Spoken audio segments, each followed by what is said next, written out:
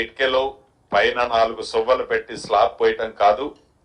పేదవాడి ఆత్మ గౌరవం, పేదవాడికి ఒక భద్రత, భరోసా, ఒక ఇల్లు.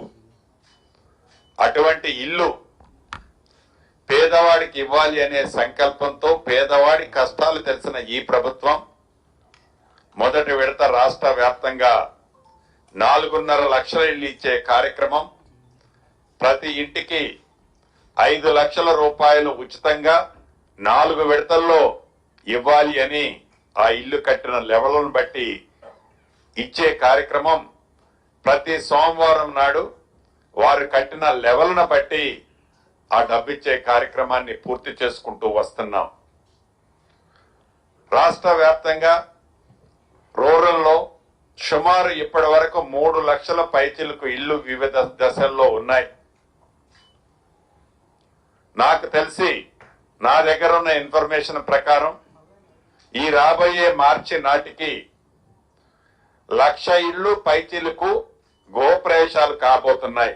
ఇప్పటికే సుమారు 22-23 వేల ఇళ్లు పూర్తయ్యాయి. 1,00,000 ఇళ్లు పైచిలకు గృహప్రవేశాలు పూర్తి కాబోతున్నాయి. మిగిలిన ఇళ్లు నాకు తెలిసి రైనీ సీజన్ కంప్లీట్ అయ్యే లోపు, రైనీ సీజన్ వచ్చే లోపు ఫస్ట్ ఫేజ్ లో ఇచ్చిన ఈ ఇళ్లు ఏవైతే ఉన్నాయో 3 లక్షల పైచిలకు ఆన్ గోయింగ్, 4.5 లక్షల్లో మిగిలినవి కూడా వివిధ దశల్లో ఉంటాయి. ఏప్రిల్ మే ఎండింగ్ కల్లా ఈ 3 లక్షల ఇళ్లు పైచిలకు గృహప్రవేశాలు కాబోతున్నాయి. కొత్త ఫైనాన్షియల్ ఇయర్ లో అంటే ఏప్రిల్ నుంచి 2వ విడత ఇళ్లు ఇచ్చే కార్యక్రమాన్ని కూడా ఈ ప్రభుత్వం చేయాలని నిర్ణయం తీసుకోవటం జరిగింది. ఇది ఒకసారి ఇచ్చో 2 సార్లు ఇచ్చో ఇవ్వటం అయిపోయింది అని చేతులు దులుపుకునే ఆలోచన ఈ ప్రభుత్వానికి లేదు. అర్బన్ కి సంబంధించిన విషయంలో కూడా జిహెచ్ఎంసి పరిధితో పాటు పాత జిల్లా హెడ్ క్వార్టర్లతో పాటు ముఖ్యమైన పట్టణాలు, కోరు అర్బన్ ప్రాంతాలలో ఈ ఇందిరమ్మ ఇళ్లకు సంబంధించింది కూడా ఒక ప్రణాళిక తయారైంది. ప్రధానంగా ఈ కోరు అర్బన్ ప్రాంతానికి సంబంధించిన దాంట్లో మురికివాడల్లో నివసించే పేదవాళ్ళకి మనం ఎక్కడో బహు దూరంలో 15 కిలోమీటర్లలోనో 20 కిలోమీటర్లలోనో అక్కడ మనకి భూమి ఉంది కదా అని అక్కడ కడితే, ఆ కట్టే ఇల్లు కూడా 15 ఫ్లోర్లో 20 ఫ్లోర్లో కడితే ఈ 20 కిలోమీటర్లు ప్రతిరోజు ఈ పేదవాడు పొట్టకూట కోసమే జీవిస్తున్నామనే పోరాటం చేసి ఆ పేదవాడు అంత దూరంలో ఉండి మళ్ళీ ఇక్కడ పనిచేసుకోవటానికో అతని చిరు వ్యాపారాలు చేసుకోవటానికో అంత దూరం నుంచి ఆపరేషన్ చేయలేని కారణంగా గత ప్రభుత్వంలో మేము 2 బిహెచ్కేలు 50,000 ఇచ్చినా 60,000 ఇచ్చినా అవి కూడా ఖాళీగా ఉండటానికి రీజన్ అది అని గ్రహించి సైంటిఫిక్ గా దీనికి ఒక పరిష్కారం తేవాలి అనే ఆలోచనతో ఈ దేశంలో ఉండే అనేక ప్రధానమైన నగరాల్లో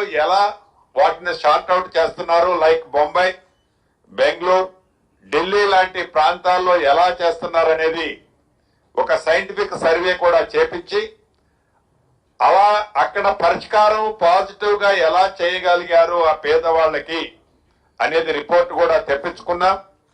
దాని బేస్ తో ఈ మురికివాడలు ఉన్న ప్రాంతంలో అక్కడ ప్రభుత్వ స్థలాలు కానీ ఆ పేదవాడికి ఉన్న చిన్న గుడిసె ఉన్న ప్రాంతంలో కానీ అదే ప్రాంతంలో ఐరేజ్ బిల్డింగ్లు 15 ఫ్లోర్లో 20 ఫ్లోర్లో కాకుండా గ్రౌండ్ +3/4 మాక్సిమం ఫ్లోర్ 4 లోపే కట్టి ఆ పేదవాడు పొద్దున్నే లెగటంతోనే తన చిరు వ్యాపారం కానీ ఏదైనా చిన్న కంపెనీలోనో ఆ ప్రాంతంలో తన జీవనోపాధికి చేసుకునే వసతులు కల్పించే ప్రాంతంలోనే ఇల్లు ఇవ్వాలనే ఆలోచనతో ఈ ప్రభుత్వం అటువంటి ప్రణాళికతో రాబోయే రోజుల్లో ఒక క్లారిటీ ఇవ్వనుంది. రూరల్ ప్రాంతంలో ఏవైతే ఈనాడు ఇళ్లు కడుతున్నామో అర్బన్ ప్రాంతానికి సంబంధించిన ప్రణాళికని అతి కొద్ది రోజుల్లో ఈ ప్రభుత్వం ప్రకటిస్తుంది. రూరల్లో కానీ అర్బన్ లో కానీ సొంత స్థలం ఉండి ఏ నియమ నిబంధనలు అయితే మేము ఇచ్చామో మినిమం 400 SFT మాక్సిమం 600 SFT అనే కట్టాల్సి వచ్చినప్పుడు 30 గజాలు 32 గజాలు ఎవరికైనా ఉంటే ఆ ప్రాంతంలో 400 SFT కట్టలేడు కాబట్టి గ్రౌండ్ ప్లస్ ఫస్ట్ ఫ్లోర్ కట్టుకునే వసతుల్ని ఆల్రెడీ మేము కల్పించాము. సొంత స్థలం ఉన్న వారికి ఇలా హౌసింగ్ సెక్టార్ ఇందిరమ్మ ఇళ్లకు సంబంధించిన దాంట్లో రూరల్తో పాటు ఈ ప్రభుత్వం అర్బన్ లో నివసించే వాళ్ళకి అన్ని వసతులతో కూడుకున్న ఇందిరమ్మ ఇళ్లు ఇయ్యాలన్నదే ఈ ప్రభుత్వం యొక్క ఆలోచన. ఆ దిశలో రాబోయే రోజుల్లో అర్బన్కి సంబంధించిన ప్రణాళికని ప్రకటించడంతో పాటు కార్యరూపాన్ని కూడా దాల్చే కార్యక్రమం ఈ ప్రభుత్వం చేపడుతుంది. వీటితో పాటు గత ప్రభుత్వంలో 2 BHK కింద కొన్ని కట్టారు. ఆ 2 BHK కింద కట్టి మౌలిక వసతులు లేక కొన్ని కొల్లూరు పరిసర ఎగ్జాంపుల్ చెప్తున్నాను. కొల్లూరు పరిసర ప్రాంతాల్లో లాంటి ప్రాంతాల్లో కొన్ని కట్టి కొన్ని మౌలిక వసతులు లేని కారణంగా కొన్ని ఇందాక నేను చెప్పినట్లు కోర్ హైదరాబాదు ఈ మురికి కుంపలో నివసించే పేదవాళ్ళకి అక్కడ ఇచ్చామని చెప్తే ఆ పేదవాళ్ళు ఈ మురికి కుంపలో ఉండటానికి ఇష్టపడుతున్నాడు కానీ ఆడికి పోవడానికి ఇష్టపడిన ఇల్లు అసంపూర్తిగా పూర్తయిన ఇల్లు వాటన్నిటిని కూడా సుమారు 700 కోట్ల పైగా ఇప్పటికే వెచ్చించి ఏవైతే ఎలకేషన్ కానీ ఏవైతే ఎలకేషన్ అయి పొజిషన్ తీసుకొని వాటిని కూడా ఎలకేషన్ అయి ఉన్న అటువంటి వాటిని మళ్ళీ రీ అలాట్ చేసి ఆ పరిసర ప్రాంతాల్లో ఉండే వాళ్ళకి ఆ ఇన్ఫ్రాస్ట్రక్చర్ డ్యామేజ్ కాకుండా ఉండే విధంగా ఇళ్లు వాళ్ళకే ఎలకేషన్ చేసే కార్యక్రమం ఇప్పటికే చేపట్టాం. ఆ ప్రాంతంలో ఉన్న వాళ్ళకి వాటిని అలాట్ చేస్తున్నాం. రిమైనింగ్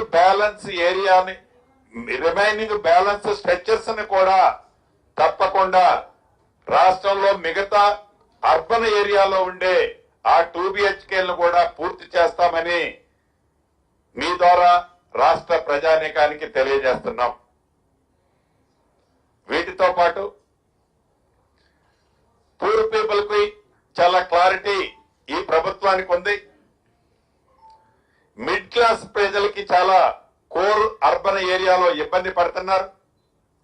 దానికి కూడా ఎఫర్టబుల్ హౌసింగ్ స్కీముని